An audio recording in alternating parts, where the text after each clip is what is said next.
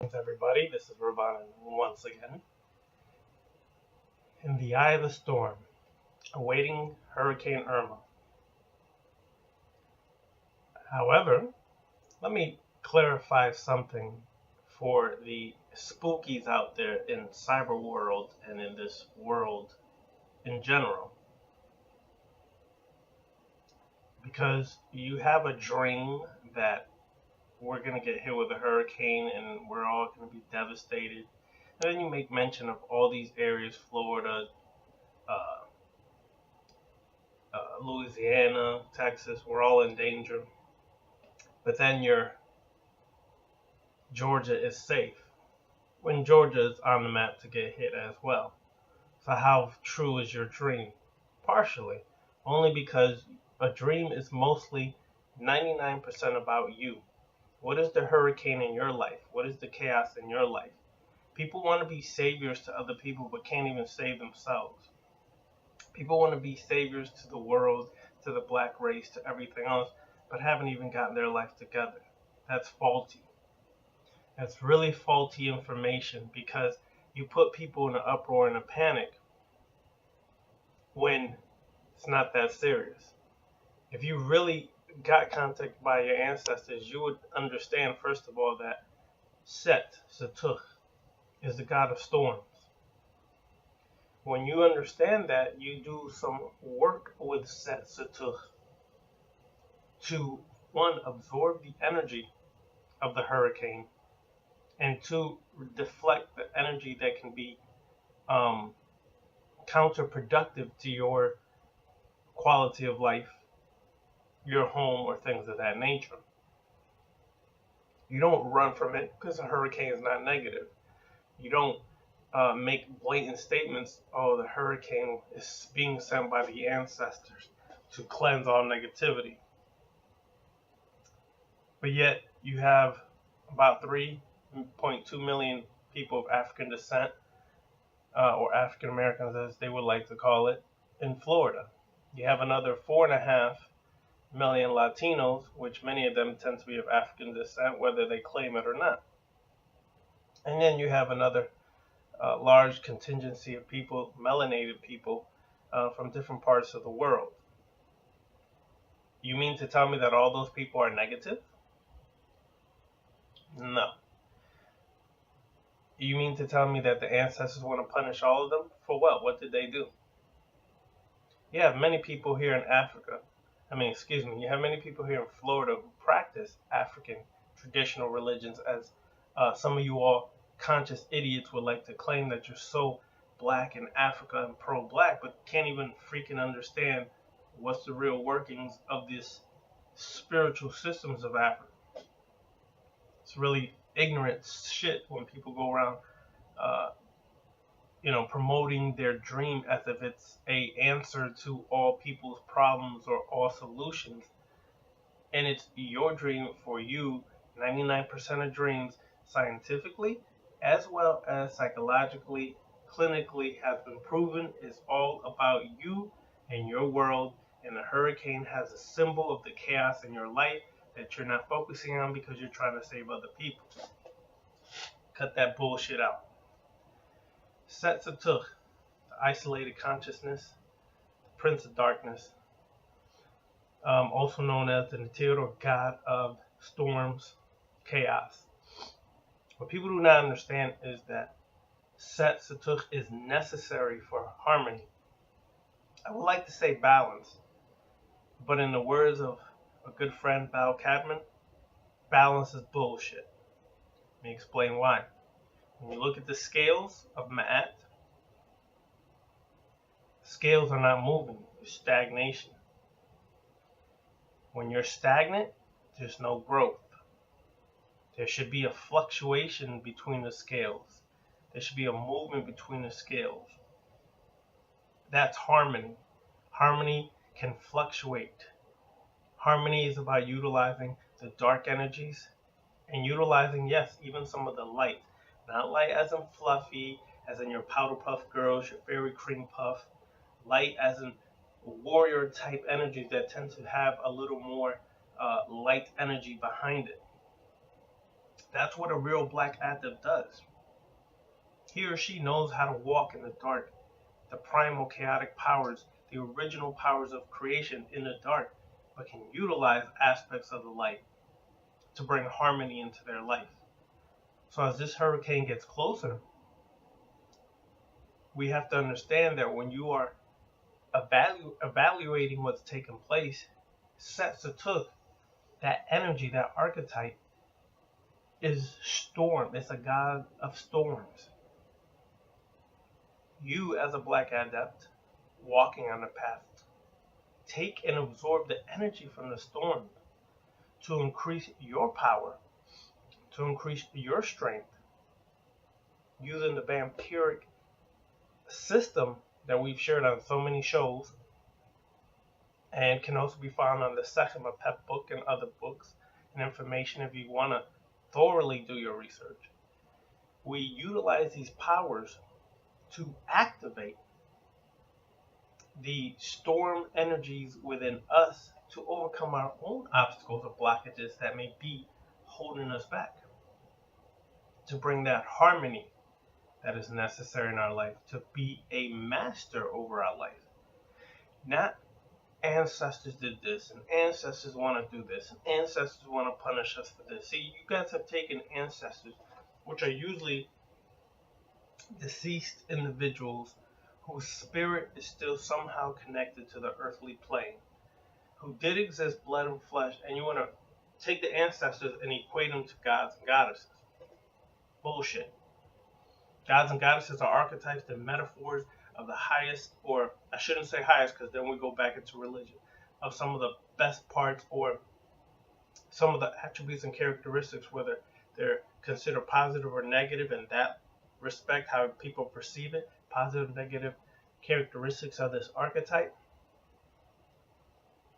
that can be found in all human beings, and that each human being can progress and grow into one aspect of that or all aspects of that archetype in particular. It's just a metaphor. They don't exist, and they never have existed. A archetype is as real as Casper the Ghost. Not happening. However, a spirit, which was once in a physical form, can utilize and has been utilizing these archetypes to make contact with individuals here, because your mind is more receptive to a God concept, a God or goddess concept, that these spirits can utilize those forms, those deities, those archetypes, the symbols behind them to reach and communicate with you. But what kind of spirit? Is it a tranquil spirit, intranquil spirit? Doesn't matter to a black adept, because we work with all those spirits and we know how to utilize all those spirits. We're not fluffy and just, oh, we're only going to work with one type of spirit because good is good and positive is positive and evil is just something you avoid. Wrong. Black adept realizes good, bad, good, evil, whatever you want to call it, are just varying vibrations of the same degree of frequency or energy. They're just varying degrees of the same thing. Your perception is what makes something good or bad, because your perception is based upon your conditioning, your programming, your upbringing, your society, your culture, whatever the case may be. So that's how you perceive life.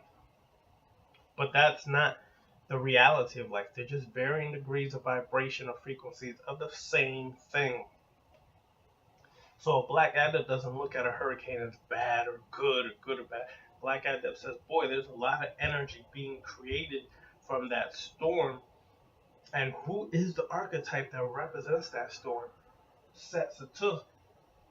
I put on the deific mask as Set-Sutekh so I can enhance my qualities or characteristics or powers that are associated with the archetype or God that is laying dormant within me, inside of me. I activate that by doing a ritual of the deific mask of Set-Sutekh with the deific mask. Set-Sutekh, not a literal mask. Now, if you want to get a literal mask, hey, more power to you, because it enhances your ritual. It's not necessary. Your imagination should be enough to visualize yourself with the deific mask on. You do a ritual, within the perimeter of the inside of your home and the outside of your home, so you can absorb all the energy that's necessary and reflect some of the energy that's not necessary um, for going forth into this hurricane. We don't run from things of that nature because the Black Adept seeks to master themselves and master the forces around them. But to master them doesn't mean you run from them, doesn't mean you try to destroy them, doesn't mean you label it negative or positive. It just means it's an energy. You realize that and you find the best avenue or best way to take that energy to be something that can be utilized for yourself. And when we go around making harsh statements that, oh, everybody's going to die, Florida's going to be devastated, you're tripping, son. Your ancestors are not that much more important than anybody else's ancestors. Your egos wants to make it seem like you're so great that you receive the message for everybody. And you can be creating more harm than good by doing that because you create a massive panic. But as a Black Adept, we understand that your life is about you. Your life is about being the God over yourself. Your life is being that Set, that Heru, being that Set, being that Tahuti, or being that Shango or Oya, being that. Not worshiping it, not groveling to it, being that. Being or embodying that archetype or god or goddess that you choose to invoke or evoke, however you want to do it, that you choose to utilize in your workings, it's becoming that. You cannot, for any shape, form, or fashion, conjure up some god that doesn't exist. You can conjure up a spirit who comes in the form of that god to do either one, trick you, or two, they need something from you to access this physical world. So when you are working things and you have visions or thoughts that are so out of character for yourself, out of the norm for yourself, sometimes you have to understand that that could be some of your ancestral energy that is within your DNA, not so much outside of yourself. It's within your DNA already, and it's speaking to you. And it sometimes asks you or kind of leads you into thoughts or ideas or feelings that weren't there and were so extreme to the left than what they were, what your mind was originally thinking about. You have to know how to work with that. Let's say you have a craving for pizza out the blue. And this pizza is so delicious, but you haven't had it in a while for whatever reason. And it's the intensity and the urge to eat that pizza is so strong that it overwhelms you. Sometimes that's just not your own thought. It is your thought, but it is a thought that is connected to your ancestors through your DNA, and that ancestor seeking to access this world, and it needs that pizza to access it. So you have to know how to appease these spirits and work with these spirits in a way where you can appease them, but you get benefits from these spirits. You get the job done that you're seeking from these spirits. It's all in how you work these things. But on the left-hand path, you understand that. You work your sorcery, you work your black magic, you understand all these things. But ultimately, the number one goal is, how do you master yourself? You can be fucking high priest, spirit, communicator number one in the world. But your own inner environment is chaos. You're living in your mom's basement. You can't keep a job. You can't keep a girl. You're just all fucked up. But yeah, you can intercess the spirits. Well, how's that benefiting you? Seriously, how's that benefiting you? Because you're supposed to get some kind of benefit that's supposed to help the quality of your life improve. So what is necessary eventually is that you have to understand that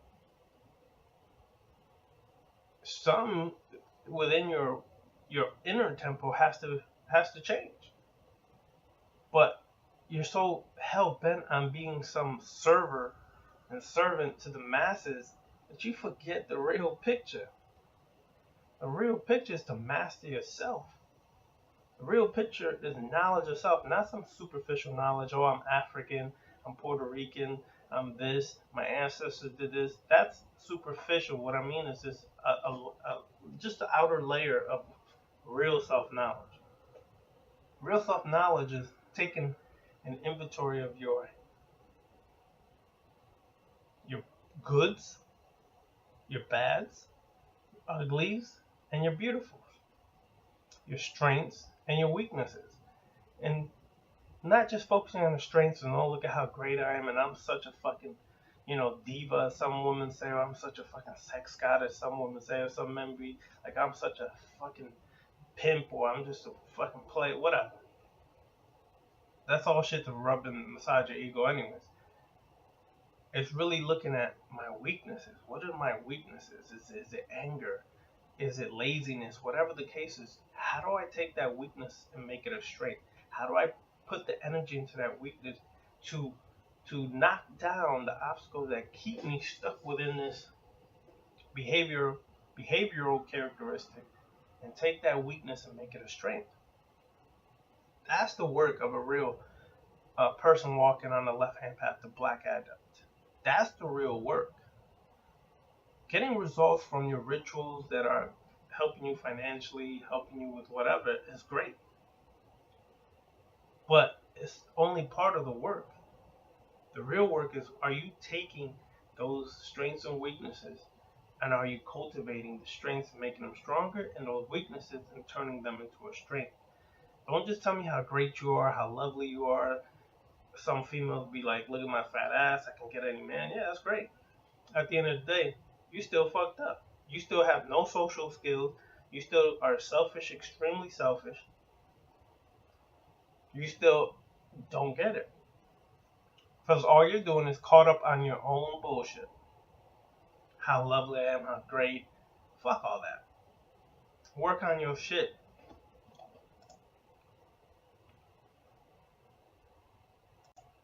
Work on your shit. Get your shit right. That's what the real work is. Working on the left-hand path, we utilize, like I said earlier, the deific mask. And the archetype that's usually attracted to you, as I and Beniti have said various times on our show, is the archetype that you're most deficient in. What I mean by that, that archetype has qualities or characters or powers, and you're lacking in that area.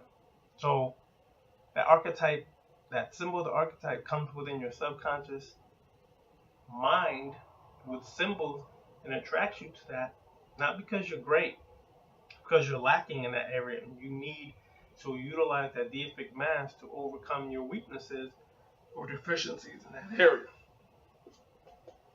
So, going forward, today, if you're in Florida or parts of Georgia that may get hit, you take an image or a statue of Set, or also known as Set-Sutekh, and you walk within the perimeter of your house with sage or frankincense or myrrh, invoking the energy of Set-Sutekh, invoking that energy within yourself to activate those qualities within you, especially the vampire qualities, to absorb the energy of the hurricane that you can utilize for your workings, and to deflect some of that energy from the hurricane to keep a border or perimeter around your home. And when you're working this, wear the deific mask of Set-Sutekh individual consciousness who's able to withstand the storm of gossip, slander, abuse, violence, and still stand strong as an individual. You're not a conformer, you're not a follower, you're not a worshiper, you still stand strong as an individual. You walk around your home and you realize that you are the power that is protecting yourself and your home and your family. And you're also the power that's absorbing this energy to increase your strengths and utilizing that energy to strengthen your weaknesses. You can have a candle on, but if it's too windy, just walk around with the incense and the image or statue of Set in the perimeter or the outside of your home. If you also want to get really fancy, you could put the wasp scepter, a symbol of the wasp scepter, on your door or your window, and utilize the wasp scepter, which is a scepter of Set-Sutekh, for more workings. One of the last things I want to say is that on this journey that I've been over 25 years now, I used to think I knew everything about Kemet. I read anything and everything I could when I was at Howard University. I took hieroglyphic classes. And I realized that most of what we're being taught is being taught by certain individuals who are very opinionated and very biased. They paint a picture of Kemet, Egypt, as being fluffy and everybody's beautiful and loving, caring. Falsities, my friends. Bullshit, my friends. Kemet was a land of sorcery. And real masters, the real black adepts of Kemet, worked in the dark. But they also used some of the light forces. And they understood the principles of each and how to manifest a greater part of themselves for growth. And what they did when working this sorcery is that they would reach into the primal aspects of Apep, the chaotic aspects of creation, to create and cultivate and manifest some reality in the physical existence. They didn't run from and say, oh, Apep is evil, he's wrong. This happened later on down the line when people became religious and the cult of Asar was utilized, or the system of Asar was utilized to basically, by the high priest, to basically put people under mental servitude to the high priesthood. And so they created the whole mythology around Asar as it became more of a religious system than a magical working. And so people started worshiping Asar and the death of Asar as the eternal life for their existence.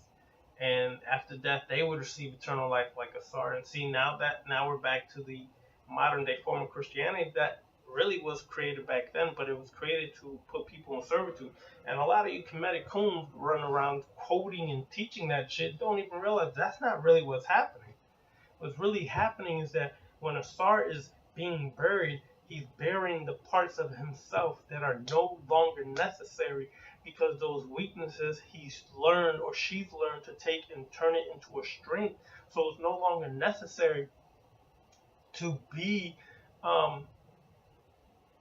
shall I say, a individual who is just all loving, caring, and good, but doesn't realize that that aspect of himself as Asar, the Lord of the Black, is really connected to the underworld, subconscious, unconscious mind, and the dark aspects of working with the primal chaos to transform and come back to life. Now, because see, all we hear is, well, Asar was buried in a Set, took him and brought him back to life, but he was in the underworld during the time. His Ka was in the underworld during the time, and he was working darker aspects of magic or sorcery, working the sorcerous aspects of black magic, utilizing the chaotic powers of Apep, the serpent, the life giver, the black serpent, the red serpent, utilizing that energy to master the mind, to expand the mind so that when a Set was able to bring the physical body back to life, Asar came forth in a whole different aspect, mentally, physically, and spiritually, on a whole nother level. But we all talk, oh, Asar's like Jesus, he was crucified, he was a willing sacrifice. Listen, cut that bullshit out, man. Kemet was not all peaches and cream. Kemet was very rough at times. You had a lot of inner struggle, inner wars, conflicts, civil wars. You had foreign invaders. You had people from within fighting. We all didn't get along. We still all don't get along because we come from various tribes that just have conflicting energies and just never will get along. A real black adept realizes that it's a predator and a prey. That's the cycle of life. A real black adept realizes that nature is not all loving and caring, that nature has destructive forces, and you have to learn how to work with both of that shit. Not just, oh my God, Irma's coming here, and as the Christians say, she's destroying Florida because there's so much negativity there. Bull fucking shit. Okay? A black adept works with all that shit and masters all that shit to create a stronger you. And Kemet is not the picture you fools been painting for a long time. Kemet has so many degrees of dark black magic and sorcery that you fools will probably run with tails between your legs because you're scared ass pussies, because all you want to do is be fluffy and light and love and peace and all that shit. That's not the world, buddy. The world has hate as well as love.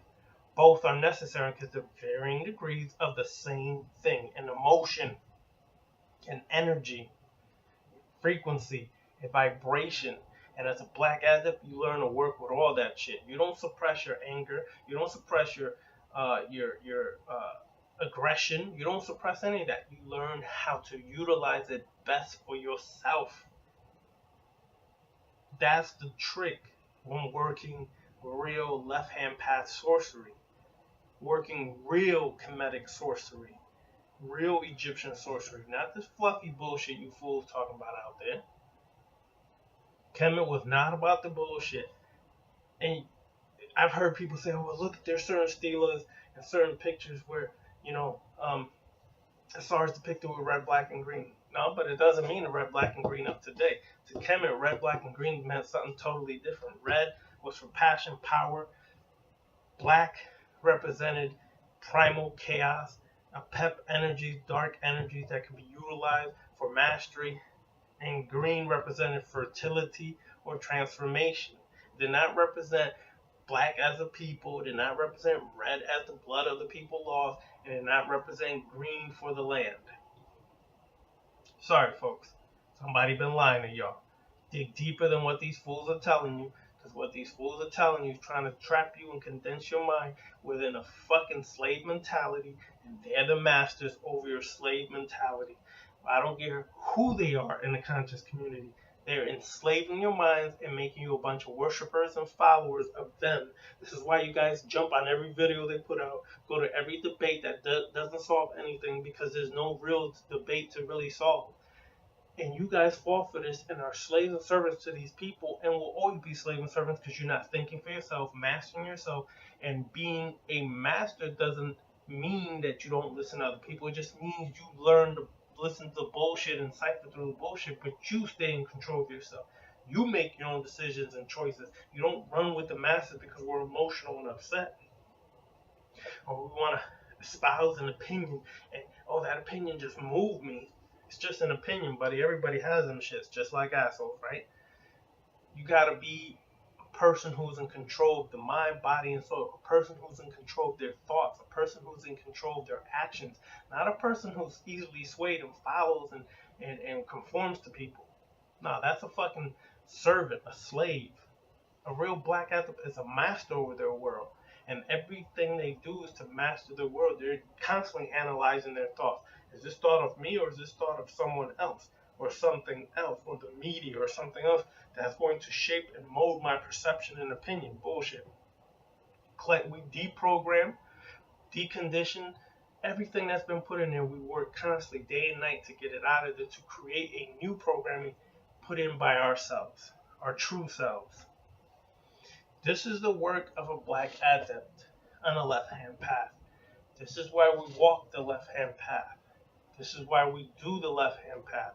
Not these satanic fools on the left-hand path who are extremists and are basically the adversary or the opposite of Christianity. That's not left-hand path. That's still religion, because you're still worshiping Lucifer, worshiping Satan, whatever you want. Some of y'all have Bibles, satanic Bibles. There's some good shit in there.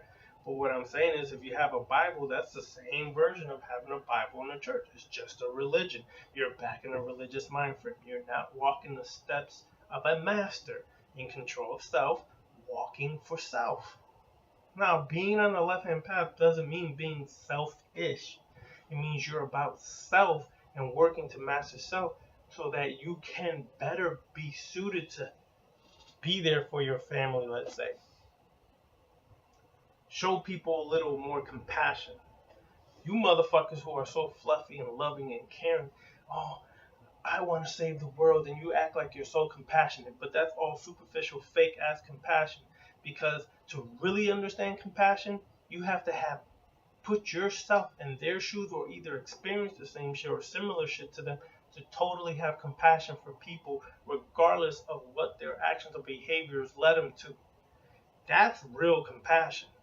Not compassion based upon my limited perception and I want to be so fluffy and loving and caring to everybody. Bull fucking shit. That's not how the world works. It will never work. Okay? You could be as fluffy and so in tune spiritually, walk down the street, get hit with a car. And a nigga will still say, the devil fucking took her life or took his life. Really? But I thought you weren't religious. I thought you weren't this or that. But you'll find some excuse to still bring this in, which means mentally you're still programmed to accept monotheistic religions, accept Eurocentric religions as your foundation, whether you realize it or not. The outside of you could be layered with fucking African iconographies and clothing. The inside still is religious. This is why before I stepped into any religion, before I stepped into any form of sorcery, any form of deeper workings in Kemet or any other area of Africa or into anything like that, I totally did my best to destroy any aspects of religion that was remaining inside of me. I worked day and night to chisel, slice, cut, and destroy any parts of religion inside of me, so that when I work this, I can work it without the monotheistic brainwashing and programming in my mind, and then bringing it into Kemet, bringing it into, let's say, Voodoo or Voodoo, or bringing it into Ifa, or bringing it into anything. The reason why people are still not able to work their shit the way they really could is because that fucking religion's still inside you, and you're still judging and making a blanket statements, and your perception is still skewed by your condition of your parents and how they raised you and how they conditioned you, your society, your culture, and your religion. Like Kali, who has a Shep Cap, like Set-Sutekh, who has a Shep Cap. There's also other depictions of Sekhmet with the Shep Cap. Also, other archetypes throughout that carry the Shep Cap.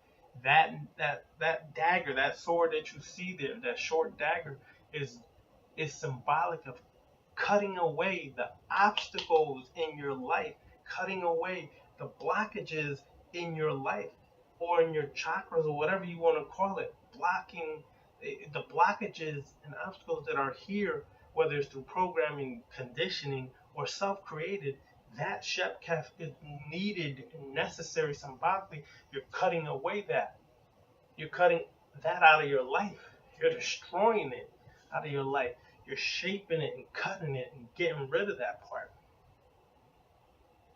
This is what's necessary when you work on a left-hand path. Being able to diligently go inside yourself and not be scared and not be fluffy. And third, not to just give yourself a fucking big up like I'm the greatest and look at all my great powers, and then just let the shit that's weak about you sit there and still control and wreak havoc in your life. Cut that bullshit out. So As Hurricane Irma gets closer, I work these rituals more and more. I feel stronger. I feel ready for anything.